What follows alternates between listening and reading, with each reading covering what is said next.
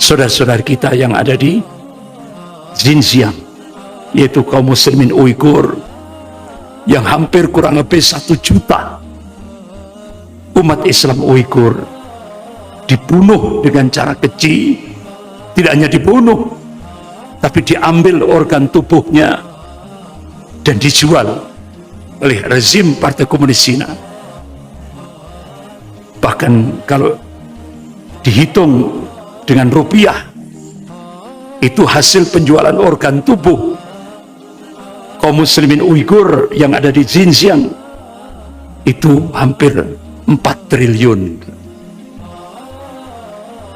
Ini benar-benar kebiadaban yang dilakukan oleh rezim Partai Komunis Cina di era modern sekarang ini.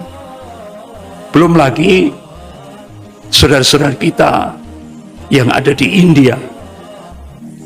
Padahal kalau dilihat dari secara statistik, jumlah umat Islam di India itu kurang lebih 191 juta. Indonesia umat Islamnya kurang lebih 200 juta. Jadi hampir mirip dengan Indonesia. Tapi dibanding dengan jumlah umat Hindu di India, umat Islam di India minoritas.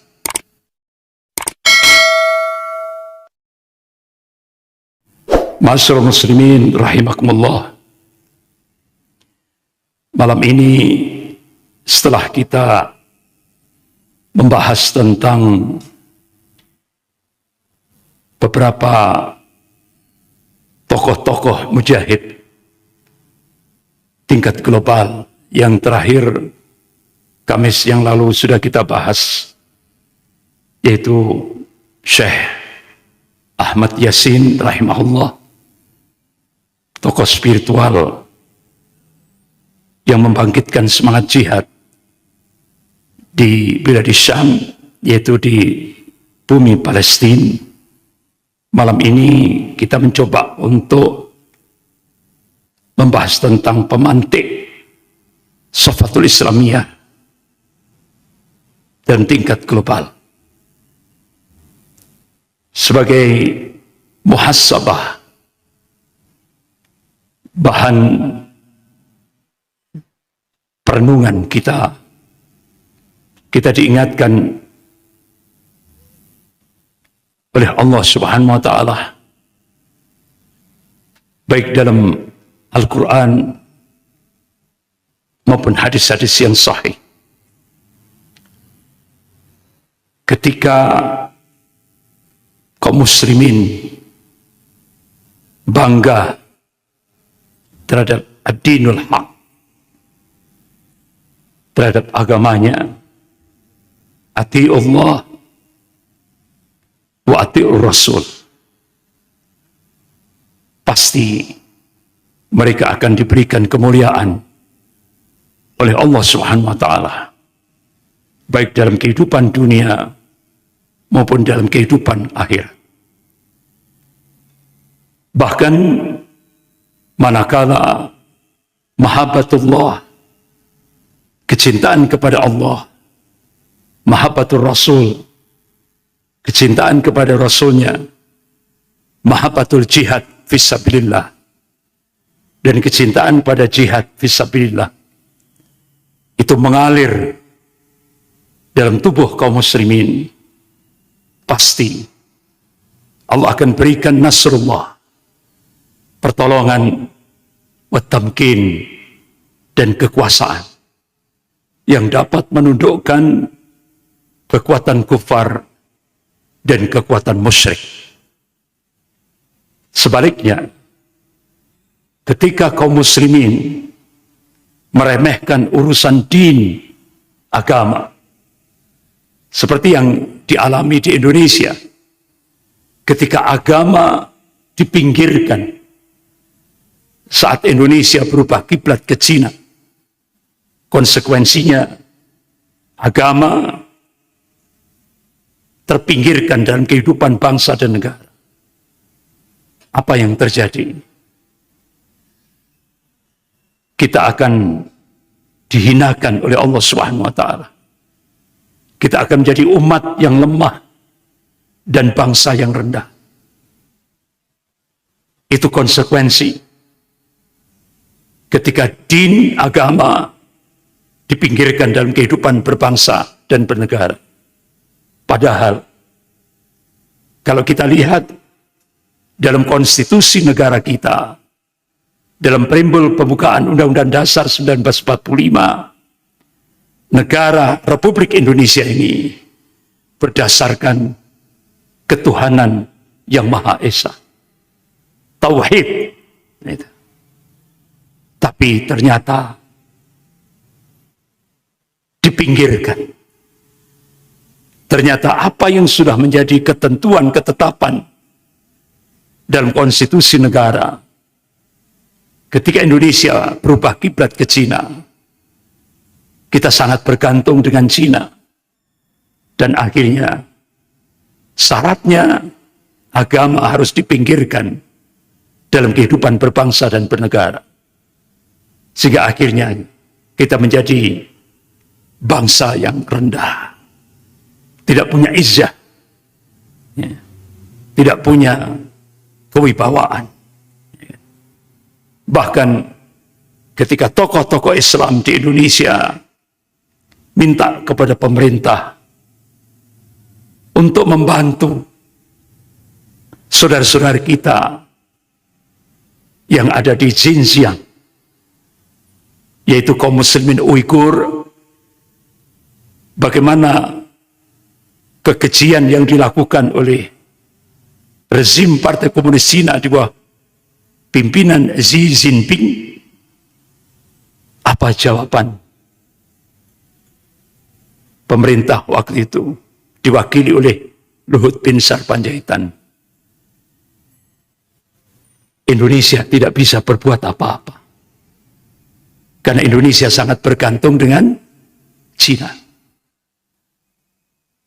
Inilah ya, jawaban resmi dari pemerintah ketika tokoh-tokoh ulama di Indonesia minta kepada pemerintah untuk membantu saudara-saudara kita yang ada di Xinjiang, yaitu kaum muslimin Uighur, yang hampir kurang lebih 1 juta umat Islam Uighur dibunuh dengan cara keji. Tidak hanya dibunuh, tapi diambil organ tubuhnya dan dijual oleh rezim Partai Komunis Cina.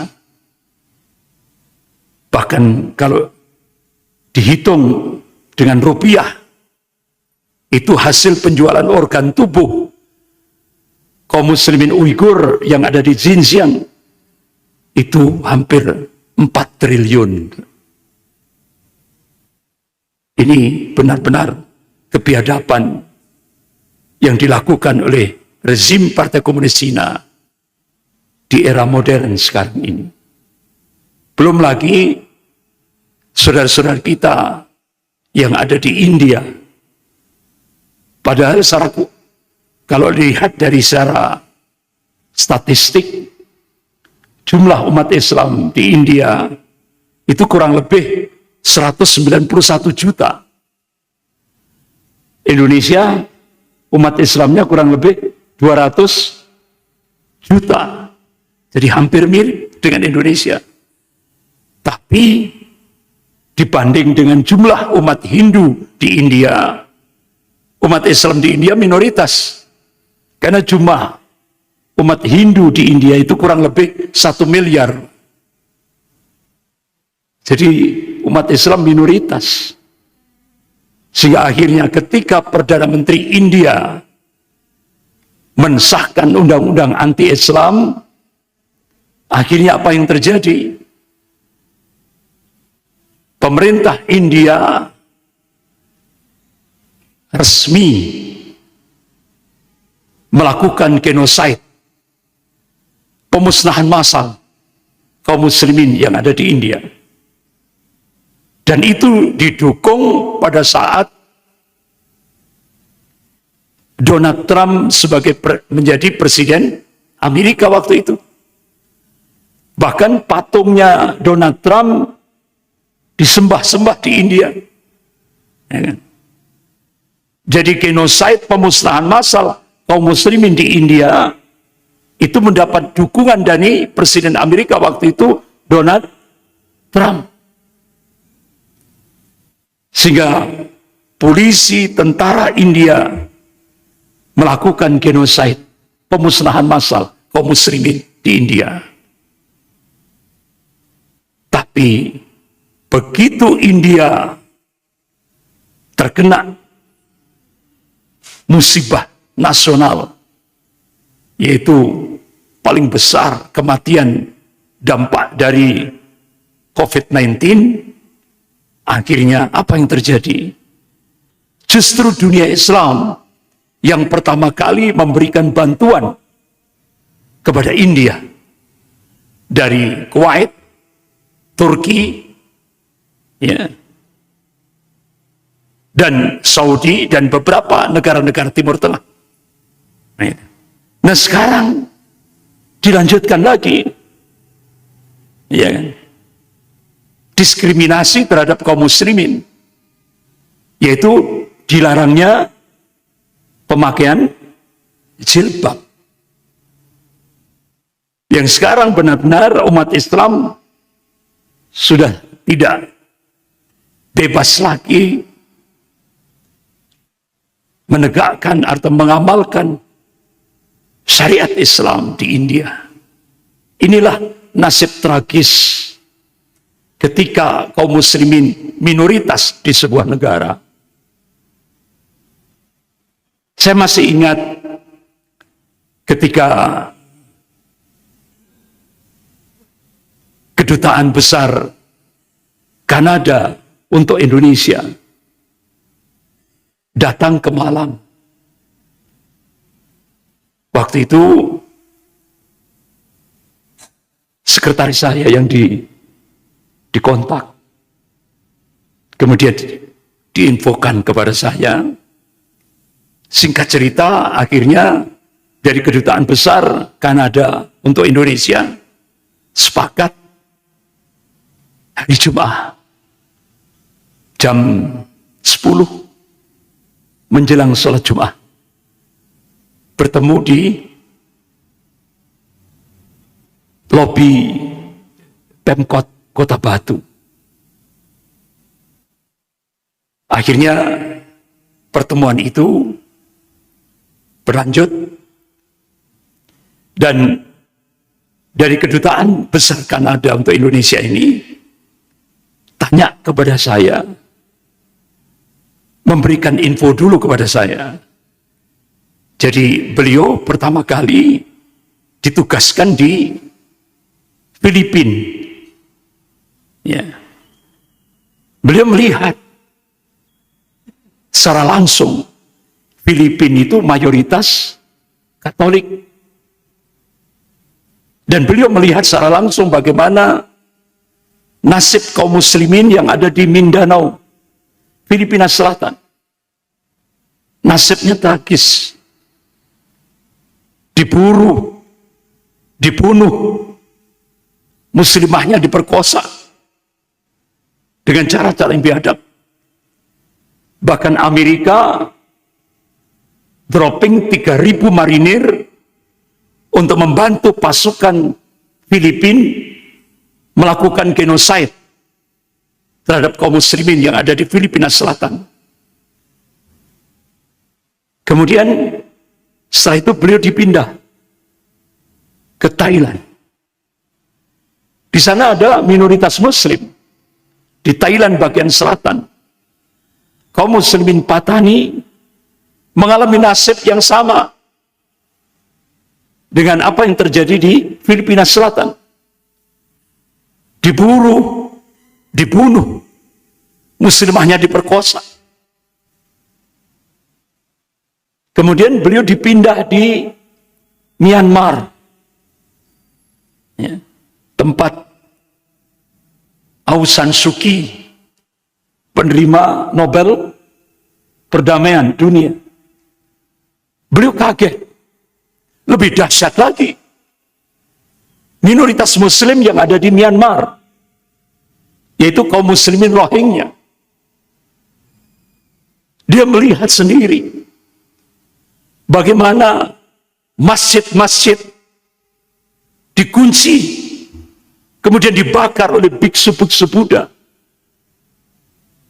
Sehingga kaum muslimin yang ada di masjid itu terbakar. Bahkan kaum muslimin dikejar-kejar di jalan-jalan, dibakar hidup-hidup. Bahkan anak-anak muslim itu ditebas dengan pedang seperti motong kambing di jalan-jalan. Muslimahnya diperkosa dengan cara-cara yang biadab. Bahkan minoritas muslim Rohingya diberikan dua opsi: mati di darat atau mati di laut. Sehingga banyak kaum muslimin Rohingya memilih mati di laut. Kenapa? Dia memilih untuk mati yang mulia daripada di darat. Dan pernah kita mencoba untuk ketika membawa amanah dari masyarakat Malang Raya untuk kita berikan kepada kaum muslimin Rohingya yang sampai dia melakukan perjalanan laut hampir sekian bulan. Dia benar-benar melawan ombak, badai di lautan. Sampai-sampai untuk bertahan hidup, itu dia meminum air seninya sendiri untuk bertahan hidup. Sampai akhirnya ditolong oleh kaum muslimin di Aceh Darussalam. Nah, kami mencoba untuk empati kepada mereka. Saya berangkat ba'da subuh dari Masjid Baitur Rahman Aceh Darussalam. Selesai sholat subuh, kami berangkat lewat jalur darat sampai ke lokasi tempat pengungsian kaum muslimin Myanmar, kaum muslimin Rohingya yang ada di tepi lautan di Aceh, tepi pantai di Aceh, bagian pinggiran gitu. Sampai ke sana jam 10 malam. Jadi ba'da subuh berangkat dari Masjid Aceh, dari Baitur Rahman Aceh Darussalam, nyampe ke lokasi pengungsian kaum muslimin Rohingya di Aceh itu jam 10 malam karena kita lewat jalur darat. Masya Allah, saya sangat terharu sekali karena kita kecapean. Kita tidur di musola, di lantai, di musola. Saya terbangun, tidak taunya sudah ditutup sama orang-orang Rohingya itu. Itu tudung itu loh. Ditutup seperti bayi gitu ya. Ternyata untuk menghindari nyamuk-nyamuk yang besar-besar itu. Jadi kami terharu sekali. Jadi beliau benar-benar ikramul muslimin, memuliakan kaum muslimin, memuliakan tamu gitu ya. Padahal beliau sudah kondisinya seperti itu. Akhirnya kita serahkan amanah dari masyarakat Malang Raya kepada saudara-saudara kita Rohingya yang terdampar di tepi lautan di Aceh Darussalam. Dan saat itu benar-benar saat kita melaksanakan sholat Jum'ah benar-benar sangat mengharukan sekali. Ya, itu banyak yang hafid Quran. Ada yang hafal 5 juz, ada yang hafal 10 juz, 15 juz, 20 juz. Imamnya itu hafal 30 juz. Dan para hafid ini menunjukkan di depan kita kepalanya yang terkena sabetan pedang oleh biksu-biksu Buddha. Itu masih kelihatan jahitannya. Itu. Jadi banyak yang jadi korban kebiadaban biksu-biksu Buddha di Myanmar. Ya, nah itu. Bapak-bapak, ibu-ibu yang dirahmati Allah. Akhirnya dari kedutaan besar Kanada ini tadi dipindah lagi ke Indonesia. Setelah dari Myanmar dipindah ke Indonesia. Nah, dia tanya, di Indonesia ini mayoritas Muslim. Kenapa umat non-Muslim damai, aman, tenang? Akhirnya saya jawab, to the point. Itulah Islam rahmatan lil alamin. Itulah Islam yang dijalankan oleh umat Islam Indonesia. Islam yang rahmatan lil alamin. Sehingga non-Muslim di Indonesia aman, tenang, damai. Ya. Tidak seperti umat Islam yang ada di kawasan negara-negara yang minoritas Muslim. Sehingga akhirnya saya agak ya memberikan penegasan. Ini sebenarnya sudah jadi kamus, sudah dulu. Di mana-mana kalau umat Islam itu minoritas, nasibnya tragis. Tapi di mana-mana kalau umat Islam dari sebuah negara itu mayoritas, pasti umat non-Muslim aman, damai. Itu. Karena Islam itu rahmatan lil alamin, rahmat bagi seluruh alam. Itu. Nggak tahunya sholat Jum'ah sudah sudah hampir ditegakkan. Akhirnya saya tutup ini dialog dengan kedubes Kanada itu. Saya minta izin, akhirnya ditutup, selesai. Akhirnya saya terus menuju untuk khutbah Jum'ah di masjid di Pemkot Kota Batu. Itu masjid Brigjen Sugiono ya. Itu. Di Pemkot Kota Batu. Dalam hati kecil saya, mudah-mudahan dari kedutaan besar Kanada untuk Indonesia ini, mudah-mudahan dia dapat hidayah dari Allah.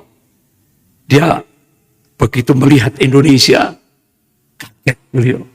Loh kok berbeda? Umat non-Muslim aman, tenang. Nah itulah perbedaan yang sangat mendasar. Ya.